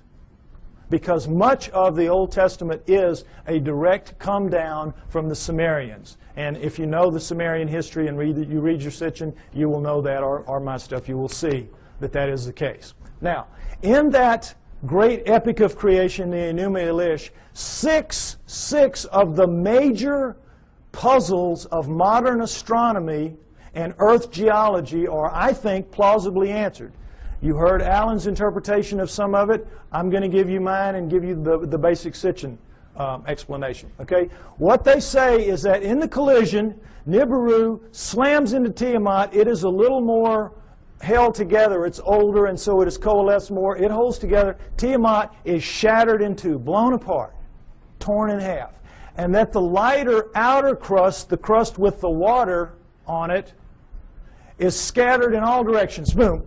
Just an explosion, the lighter crust, and goes off with the water. Now, one of the great mysteries of modern-day astronomy is comets. Comets make no sense for this reason. They come from all over the place. In a linear universe, when, you know, the great ball of a primordial cloud of dust and gas swirling around flattens out into a pancake to make the solar system, that's the ecliptic. Everything formed in the ecliptic should be in the ecliptic. Nothing should be out of the ecliptic, and yet comets come from all over the place. So they had to be removed out to where they are some kind of way, but we don't have any idea. So they come up with this fantastic thing called the Oort cloud, which is so far away you can't imagine. The Oort cloud is one of the biggest jokes out there. And that's how they explain comets, because they can't explain them any other way. But the problem with comets is they have water in them. And anything out in space is not going to produce water. You produce water by being a cooling planet with lava spewing up the steam and stuff like that, and it condenses, etc. So comets have to begin in a planet. Now, this explains it, I think, plausibly well. Nothing that they will throw at you to explain comets will do it. All right. Number 2, the other great mystery, the asteroid belt. What they say is that the inner viscous magma inside Tiamat in the collision was strung out the bowels of the planet. The guts were ripped out and strung out and broke into little pieces. That's the asteroid belt. They called it the hammered bracelet. We call it the asteroid belt. But there it is. And that's a fairly plausible explanation for it. Again, this doesn't make sense because, as you heard, the exploded planet theory. Problem is, when a planet explodes, it ought to just go boom everywhere. It shouldn't be hanging around. Doesn't make sense for a number of reasons. Okay. Now, the third one is Pluto. Pluto's a problem because it's, as you've all been hearing lately, they're trying to downgrade it. It doesn't belong. It doesn't fit. It has an orbit that's not like the others. It carries inside the orbit of Neptune, and it's 17 degrees off the ecliptic. Again, nothing should be off the ecliptic. What they say is that Nibiru, as it swung around, it pulled Pluto away from Saturn, its original home, and dropped it out where it is now. Now, all astronomers know Pluto is not a natural planet. It started life as a moon of an inner planet. They know that. But they have no idea how it could have gotten moved out to where it is. Here you go. Here's a reasonable answer right here. Now, let's talk about Earth. Three great mysteries here. Life. Well, first of all, let's establish that Earth is a remnant of this. What happens is Nibiru's moon bangs into the remnant of Tiamat, and like pool balls, boop, hitting, knocks it inside the orbit of Mars, and it reestablishes there and becomes the Earth, the remnant of Tiamat. Now, Earth has one great mystery is life. How did life come to be? Life appears, despite what you're told about the lightning bolt into the primordial soup and all that, forget it. That's just a joke. That's just a fantasy fairy tale to tell people that don't want to know the truth and to tell kids in school. That's what they're teaching to this day. We know very well that the first forms of life to appear on Earth appear suddenly. They're very sophisticated bacteria, prokaryotic bacteria, and there's not one, there's two kinds, and they appear at around 4 billion years ago. Suddenly, overnight, strata with two kinds, sophisticated bacteria, relative to what that first living form would have been. If I had done the first part of my show, you would see all that. Okay, you can get the tape or get one tape and put it in a room and let everybody see it if you want to. But anyway, the point is, life is a great mystery. How it would suddenly appear 4 billion years ago, here you go. It says in the tablets, in the collision between Nibiru and Tiamat, in the mingling of their waters, Nibiru passed life to Tiamat, to the remnant of Tiamat. Perfect explanation for the sudden appearance of two sophisticated life forms on the remnant. Now, the remnant now is over here with its moon Kingu and has gone over, and now we're looking at two major differences in Earth and all other astral bodies out there. Earth is missing a huge portion of its crust, and it has plate tectonics, movement in the plates. How could that happen? No explanation. Why? Because in the vacuum, any liquid in a vacuum, what does it do? You see it in the space shuttle all the time. They let orange juice or milk. It makes the smallest, tightest ball it can make. That is what a liquid does in a vacuum. Smallest, tightest ball it can make. Now, that is what all the other astral bodies have done. They don't have plate tectonics. There's nowhere for the plates to go. They're as tight as they can be. Where do plate tectonics come from? In the collision, the backside of Tiamat is cracked like an eggshell. Cracked like an eggshell. There are the plates. There are the plates. And when the missing crust, of course, is when the half is there. It's still viscous. It's still magma. So what's it going to do? It's going to tighten itself down into a new ball, much smaller than the old one had been. And what's going to happen? It's going to have a big chunk gone, a big missing piece of itself, a big hole in itself, in its skin. And so that scar is going to break up into pieces as the plates move around, and we have the plate tectonics and we have the missing surface that we know about today. Next slide, please. And we'll take a look at just a representation of what it looks like with the water gone. Not to scale, of course, but you get the idea. This is not like any other planet or moon out there. Something happened. And I think the Enuma Elish gives a plausible explanation for what that was and for all the other things that I mentioned as well. Next slide. Now, when the dust settled, here's what we had. The solar system as we know it today, with Nibiru moving in this clockwise 3,600-year orbit. And I say it passes outside the orbit of Mars, inside the inner edge of the asteroid belt. And the last time through, I think, was around 200 BC, which means it's just past aphelion out here, and it's going to be back around 3400 AD, about 1400 years. We don't have to worry about it if I'm right. You will get arguments about these dates. Some people use textual interpretations. I use the date of the ending of the Ice Age, which I believe was caused by Nibiru passing through and lifting the tides. You can read about why I think that in the book. And I use the dating of the ice cores and the tree rings of science. I try to make my work as scientifically based as I can because I expect someday to be able to go toe-to-toe with those guys, and I want to be able to do it on their turf in their terms. Okay? So, next slide. All right. This is some of the proof for that story that you've just heard, and it starts with cylinder seals. And I just want you to see what a cylinder seal is.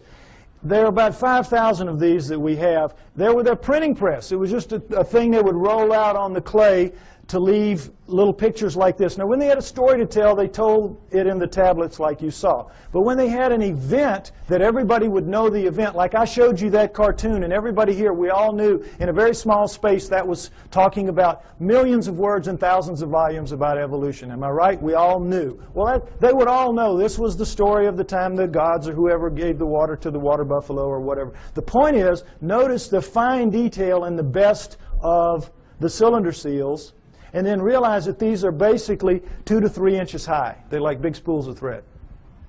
Made out of precious and semi-precious stone, carved in a circular format so that they roll out flat and three-dimensionally. Now, when asked how this was done, science says, well, they could only have bored little holes into the rock and then abraded them out like they, to the degree that they wanted. Well, the sand would be bigger than the holes you need to do this, some of this work anyway. There's just no way. Lasers, this is not even an inch square here. Lasers would have a hard time doing this if they could do it. Nobody knows how they did this. They're just pulling one out of the hat on you. Okay, next slide. This is the one I want you to see. This is a much older one, much more worn, as you can see. 4,500 years, 4,500 years, 2,500 BC. It's called it's VA 243. It's in a museum in Berlin. It's well dated. And it's called the Granting of the Plow. This is a seated God. See him in his chair with a plow in his hand. And this is a standing God, and this is a human. How do we know they're gods? Because they have horns on their helmets.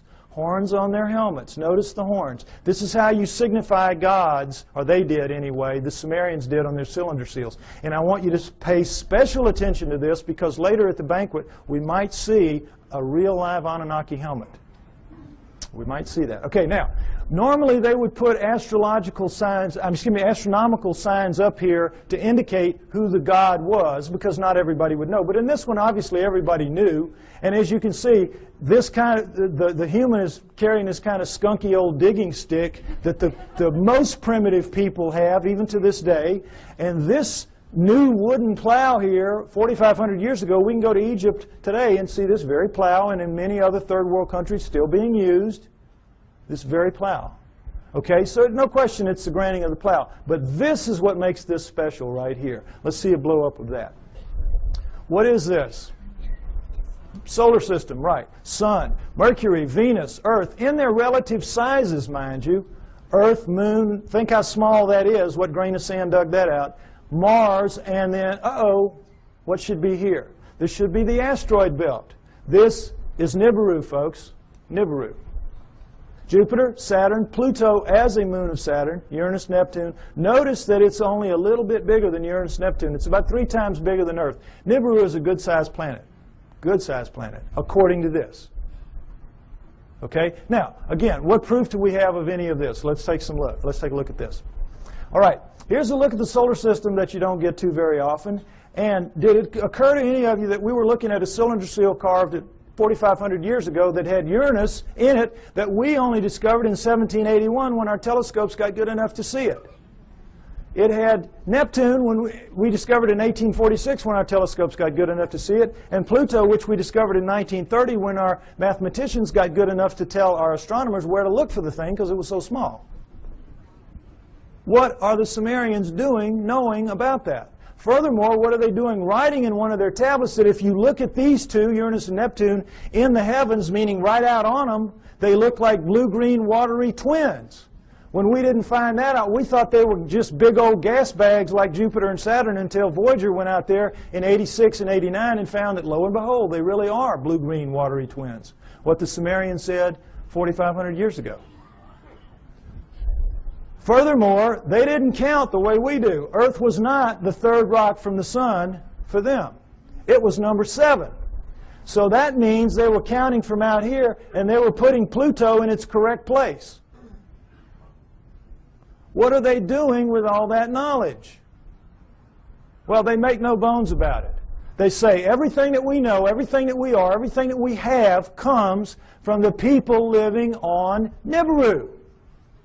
The people living on Nibiru came to Earth and gave us everything that we have, everything that we know, our great culture. Now, what's the proof of that? Is there any proof that any ancient advanced civilization was ever on Earth at any point in the dim or distant past? Yes, yes. The megalithic structures out there, the pyramids, Tiwanaku, Baalbek, Teotihuacan, Stonehenge, you name it, a couple of dozen of them. All of those are impossible for human beings to recreate today. And yet we are told in another one of these great fantasies that they were somehow created by people in ancient times, ancient Egyptians or ancient Sumerians or anybody. Somehow a way or other they did it. And it's just absolute malarkey. Impossible. Now, next slide. Some Egyptian scholars tried to prove it by getting down in with some pink granite here and wailing away with some stones for a few hours and tore their hands up and walked out of there saying, well, you know, we couldn't make much of a dent in it, but boy, you know, those old folks, they sure had a lot of time on their hands, and somehow they figured out a way to do it. Wouldn't give an inch after this. Wouldn't give an inch. It's ridiculous. Now, here's the stone they're working on. Next slide. Some of you may have seen this. This is an ancient 1,170-ton obelisk lies unfinished at the Aswan quarry. A crack rendered the stone unusable. It's pink granite. They were making it into an obelisk like the one you saw in Allen's slides. Okay? It's about 100 feet long. It's about 12 feet wide, 12 feet deep on the side. Imagine the Washington Monument, just squared off. And it's pretty much done. But now let's move this from the Stone Age. Let's move it through the age of copper, because copper wouldn't make a dent in that. And let's move it into the Bronze Age. Bronze will chip on it. Bronze will take a little bit of it out. Now, let's put our bronze chisels or hatchets or whatever in the hands of some guys and get them down in this crack and put them to work. How do you think they're going to fare in there? Pretty tight fit. Plastic Man might have a tough time up in there. But the point is, they've got it pretty much done. They're working on the spire here. When they break it, you know how it works. You press here, you get this. Well, look, does this look like somebody chipping away with a little hand? No. This looks like a belt sander taking pieces out the size of the chair you're sitting on. Huge chunks of pink granite, one of the hardest stones in the world, just being ripped out. And they press too hard with whatever machine they've got here, and you know your physics. You get stress back here, and they popped it. They broke it. And they just said, whoops, we busted that one. And they just unhooked it and went somewhere else and left it for us to marvel at and wonder how they could have done it. But now let's go ahead and say they didn't bust it and they finished it. These primitive people now who managed somehow to do this. They finished it. It's ready to go. The hole, by the way, is about 15 feet deep. That's the top of it up there. But still, what's the first thing they've got to do? Somebody's got to draw straws to get down there with his hatchet and cut it loose from the bottom. Now, who's going to do that with 1,100 tons sitting on top of him? We could not get our best diamond-tipped blades to cut through underneath this thing. The weight would stop the blade. We could not. The operative word here is impossible. We could not get this out of here. And yet they did it time and time and time again. To lift it out, just if we could somehow cut it loose, we would have to take a dozen of our largest movable cranes to wring that hole just to get it up. You're being lied to, folks. That's the main thing you got to understand. You're being lied to. It's absolutely impossible for this one stone. This one stone proves that none of the megaliths were made by those people in that era. And this, again, is not the biggest one. They have them in Baalbek twice that big. Okay? Next slide. All right. What we're told is that the Anunnaki came to Earth for this, gold. mining gold. And that originally, the story is, they landed in ancient Sumer, but not 6,000 years ago, 400,000 years ago, 430,000 approximately to be exact. 400,000 years ago, they land in modern-day Iraq, and they set up shop in the Tigris-Euphrates Valley, and they call their home away from home, their home away from Nibiru, the Eden. You'll see a poster out there by my thing, Anunnaki over Eden. That's what that means, because that poster is the Tigris River Valley that the symbol is rising above. That is where it was. That is where Eden was, according to them, and that comes down in the Bible as such. So they set up camp and they placer mined the gold out of those rivers. What do they need gold for? They needed to repair their atmosphere. In their rise to high technology, they had damaged that big, 3 times the size of Earth atmosphere, the same exact way we're damaging ours in our rise to high technology, and they ultimately had to repair it with very fine particulates of gold, like talcum powder, blown up into the stratosphere above it so it would ride above there and act as a reflector and an insulator from cosmic rays, which is, you see that on the masks of astronauts and in the capsule and all that. Gold is a wonderful stopper of cosmic rays. So that's what they had to repair it with. It's what we will have to repair it with. We'll have to do exactly the same thing when the day comes for us to have to face up to what we're doing to our planet. Okay? So they came, they placer mined out of the river, and all that is you put a tray in the water, you let the water sweep over, the water drops the gold into these cloth. Every few weeks you pick it up, and it's real easy. It's the way we do it now when we have the opportunity. But you tap out any stream system, ultimately, and they did. After about 150,000 years, they had tapped it out.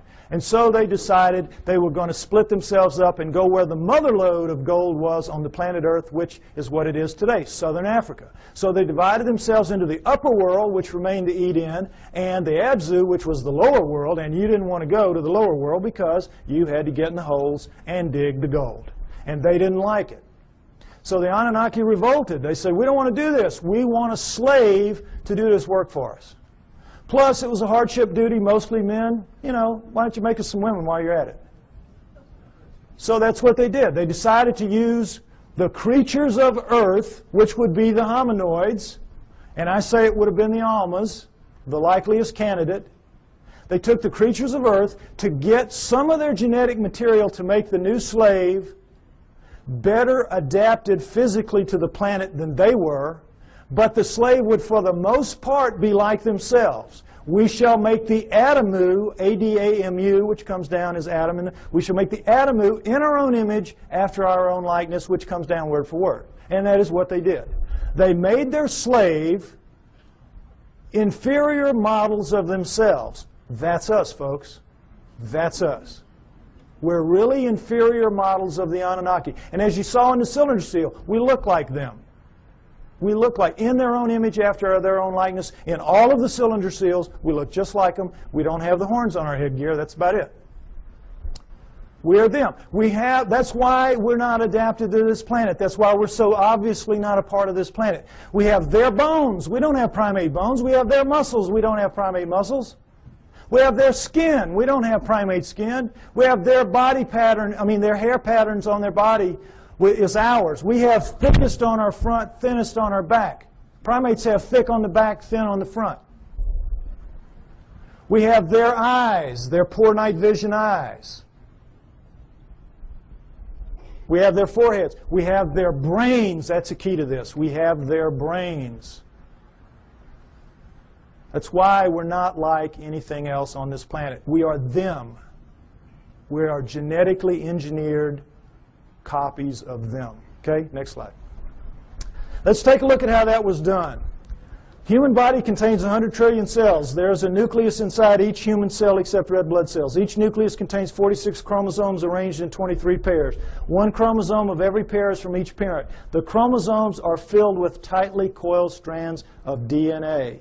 Genes are segments of DNA that contain instructions to make proteins, the building blocks of life. This is where genetic engineering takes place. Now, we're going to go over it lightly, but it's very important. I want you to understand these things that I'm going to tell you now. Okay, next slide. Don't worry about the details and how they do it. This is what they do. They can open up a cell, our genetic engineers can, our geneticists can. We can open up a cell, open up the nucleus, pull out strands of DNA, and in that strand, 98% of it will be what's called junk DNA. We don't know what it does. If it has a function, we don't know what it is. 2% will be what are called, prosaically enough, the working segments. They work. They do what they're supposed to do. They make the proteins. Now, if you cut in the junk above a working segment and in the junk below and remove it and have done the same with another strand of DNA over here, you can move anything into anything else. It can be animal into plant, plant into animal, fish into fowl. It does not matter because all living things at the most fundamental level are exactly alike. Understand that. We're all made of the same 4 base pairs, the same 20 amino acids. Everything is the same at the most basic level. It's like it's pop beads that are interchangeable. It is almost as if somebody designed it that way so they could just mix and match the parts and make anything they wanted. Isn't it? Something to think about. Okay, but the problem with it from an engineering standpoint is this. You're not cutting with a blade. These are not precise cuts. The blade would have to be a few molecules thick. You're cutting with chemicals. Chemicals. Now, the chemicals can cut pretty accurately, but mistakes are going to happen. Something's going to ooze out where it doesn't belong. Something's going to splash over it where it doesn't belong. Mistakes are going to happen. Inevitable. We know that. We make mistakes all the time. Another problem with genetic engineering is you don't know what you're going to get when you do this. You can't predict. You have to decide what you're going to do. You have to do it. You have to let it express, which is live, and see what you get, and then use that to determine what you do the next time. And of course, the great fear in genetic engineering is somebody's going to make a mistake and create the Andromeda strain that's going to kill us all. A legitimate concern. Although everybody's very careful, and I'm not too worried about it. But mistakes do happen because all of this is so incredibly microscopic. It's out of the nucleus of your cells. Imagine how microscopic it is. But don't try to figure it out. I can't even figure it out. It's really complex. But they do it. Okay, understand that. Now, with that in mind, let's look at some of the proofs that I say indicate very clearly that we are, in fact, what the Sumerians say, a genetically engineered species by the Anunnaki. Next slide. Okay, here we go. The cerebral cortex is the deeply convoluted surface region of a brain that is most strongly linked to intelligence, lower right. It's the stained part out here. If you peel that off of the brain of a rat, it will cover a postage stamp. Peel it off of a monkey, it'll cover a postcard. Peel it off a chimp, it'll cover a sheet of typing paper. Peel it off of us, and it'll cover 4 sheets of typing paper. Now, you can see this is a transition. This is clearly a transformation. Now, there's some weird things about it. These guys are using all they've got. All they've got. We're using 1/2 of 1 page in a very different way than they are using what they have. 1/2 of 1 page. How do we know? We all know. We use about 10% of our brains. We know that from the studies done with idiot savants. You know that. And we know there are thousands of miles of neural network in our heads not being used. We don't know why. We don't know why. I'll tell you why. We shall make the atom who's strong but not too strong, smart but not too smart. They sealed it off genetically at the 10% mark or wherever it is. We don't know exactly where it is. But wherever it is, they sealed us off. You don't want your slave to be anywhere near as smart as you. You, in fact, want your slave to be so decidedly inferior to you that you never have to worry about treating it like a slave. So they engineered us to be really clever to ourselves, but for them, we were smart enough to talk, take instructions, act with a little bit of ingenuity and self-reliance. They could turn things over to us and kind of let us take over and do it. They gave us just enough to be wonderful in our own eyes, but be pond scum relative to them. It's what they did. So, it's pretty clear in as much as that, and now understand with the idiot savants, for those of you that don't know the proof about this, idiot savants get some beam of light in the damage to the good 10. They get some beam of light and it will strike somewhere in the other 90%. You all saw Dustin Hoffman in Rain Man, remember? Well, they get it in math, they get it in music, they get it in sculpture, art, whatever, wherever it strikes. Now, if there's just one, we could say, well, that's a freak of nature. But we've had lots of them, lots of them. So we know that all of this is out there. It's in our heads. We just can't access it. We just can't use it. But if it wasn't in our heads, it wouldn't be in their heads. So we know that it happened. They have no idea how. Well, I say that the Anunnaki did it deliberately, and that makes sense to me. Next slide. Okay, mitochondrial DNA, late 1980s, you might remember this. In humans, over 99.99% of a cell's DNA is packed into the cell nucleus, with a small amount occurring outside the nucleus in small structures called mitochondria. That's these babies right here. They're about 16,000 base pairs long. Now, when you have a mixing and a mating, the DNA in the nucleus mixes. But with the mitochondrial DNA, it does not. Sperm doesn't have mitochondrial, eggs do. And so females pass it down intact generation after generation. Well, when this was figured out in the 70s, boy, the botanists and the geneticists said, great, now we can go and find out if the split from the common ancestor was closer to 8 million years or closer to 5 million years. Remember that? We're going to now pin it down. It's going to be one or the other. We're going to figure it out. So they went out and they took the mitochondrial DNA of women all around the world, every race, every creed, every culture, every country, and they brought them back to the lab and they started working on them. And when the answers came in the late 1980s, it was not 8 million years ago. It wasn't 5 million years ago. It was way the heck down to 200 to 250,000 years ago, and that's all. We don't exist genetically beyond 200 to 250,000 years. And of course, needless to say, the anthropologists said, you guys are nuts. We've got these skulls showing, these bodies showing, these prehumans showing that we go back millions of years. What's the matter with you? And the geneticists said, we couldn't have been wrong that many times. Impossible. We'll do it again. And they have. They've done it. It always comes out the same. Outside 250,000 years ago. That's it. We're brand spanking new. Brand new on this planet. Now, there's still a lot of people, there's still a lot of people that will not accept that. A lot of people that will not accept that. But it is true, and it is becoming more and more acceptable, for as outrageous as it is. Now, not only do we know when we were created, we know where. Where? Because the oldest of us consistently kept coming in Southern Africa. Next slide. And in fact, the cover of Newsweek in 1987 showed that if in fact there was an Adam and Eve, they were black. They would have to have been black. But of course they knew the flack they were going to catch, in the South at least, so they made the blacks look as white as they could. This guy looks almost as white as OJ, doesn't he? But the point is, in trying to have it both ways, they caught it coming and going, because you can imagine the letters to the editor after this issue. But the point is, it tells the truth. The oldest of us do come from Southern Africa, and we definitely are 200 to 250,000 years old. And guess what else? That is just what the Sumerians say about us. That the Anunnaki created us around 200 to 250,000 years ago in Southern Africa to dig their gold. What a coincidence. What a coincidence. Okay, next slide. Okay, what happens when a creature is born in the wild, severely screwed up physically? What happens to it? Dies, right? Parents will kill it. They will not put that defect into the gene pool.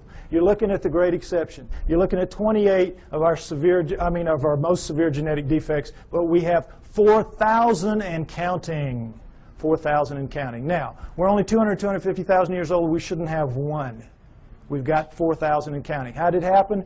Cutting and splicing process mistakes. Cutting and splicing, oops, made a mistake. Cutting, splicing, oops, made a mistake. They don't care. They're making a slave. They're not going to fix the mistakes. What do they care if it's 1 in 100 dies from the problems? If it's 1 in 10, they don't care. They're making a mistake. They're making a slave.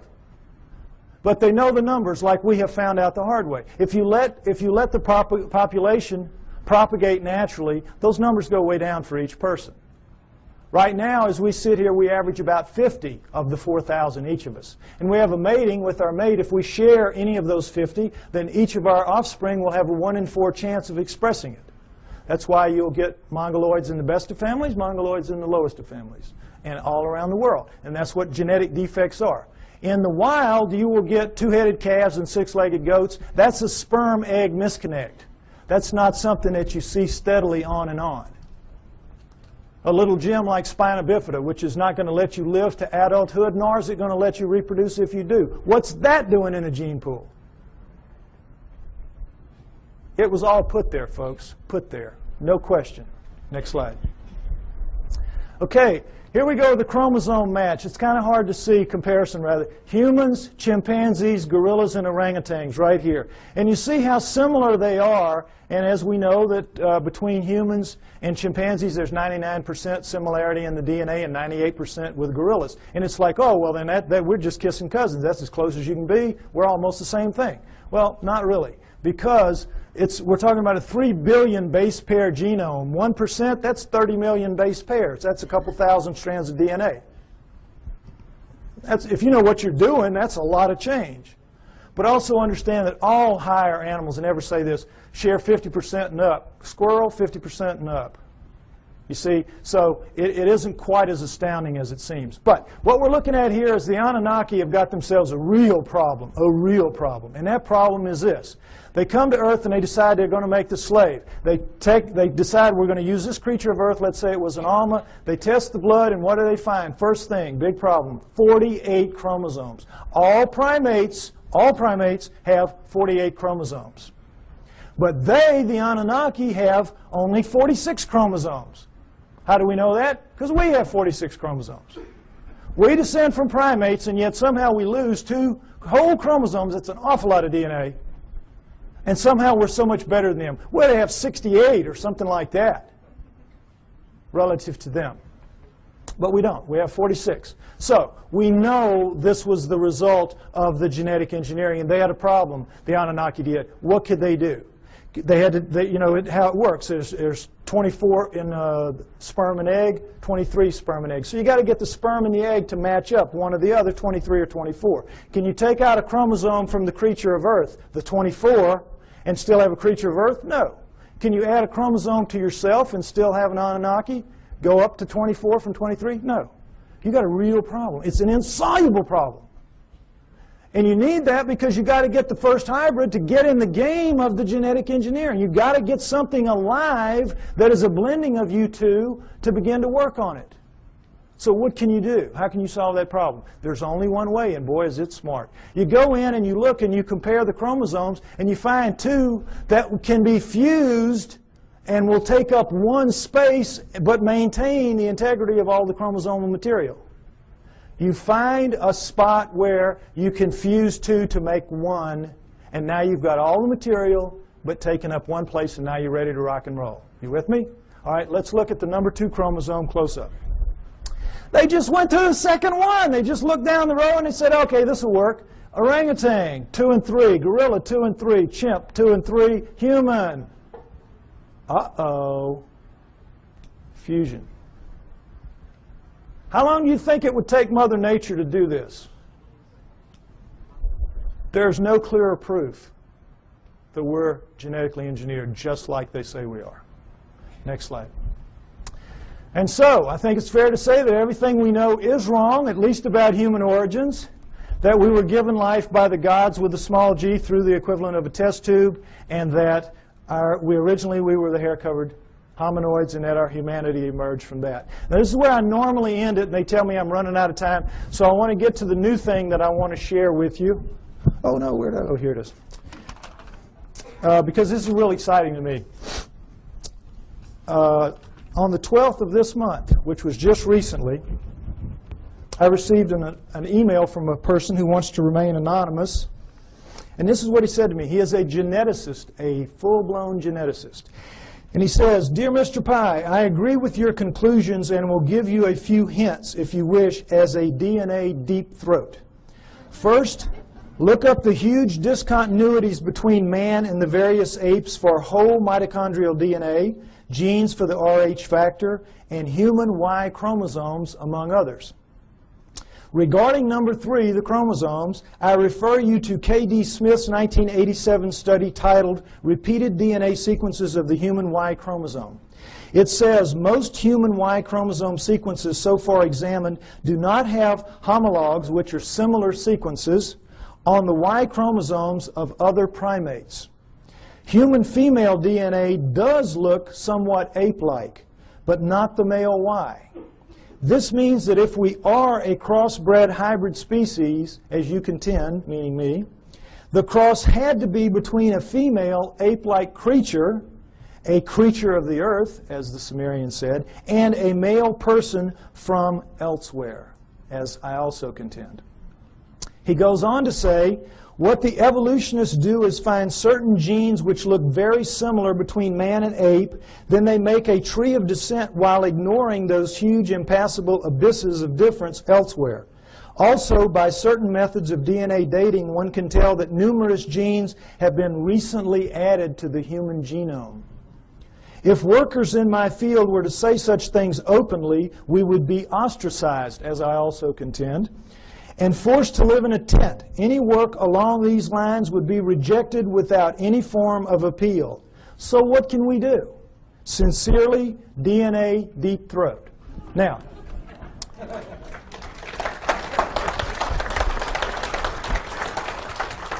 what this means, thank you, what this means is we win. We win. Because where one of these came from, more of these are going to come. As my profile rises higher, and I think, frankly, that I'm the only person out here pushing this genetic stuff that you're seeing like this, more of these are going to come my way. We're going to win. You've seen the evidence. Now, right now, we're getting our brains kicked out. We are getting our brains kicked out. That's why we're called the fringe. And the reason is we keep mounting these frontal attacks on the establishments. And every film that we produce, every photograph, every sighting, every testimony, every capture, every encounter that we have, and we throw at them with the best intentions. Our word is truth, is it not? Our word is, it's true. It's true. And their word is what? Liar. Liar. They dress it up. They say, well, you don't know what you're talking about. You don't know what you're seeing. You made a mistake. It was swamp gas, whatever. They're basically standing there and saying, you're just a bunch of liars. We're right and you're wrong. And because it is our word against their word, our word truth, their word liar, their word wins.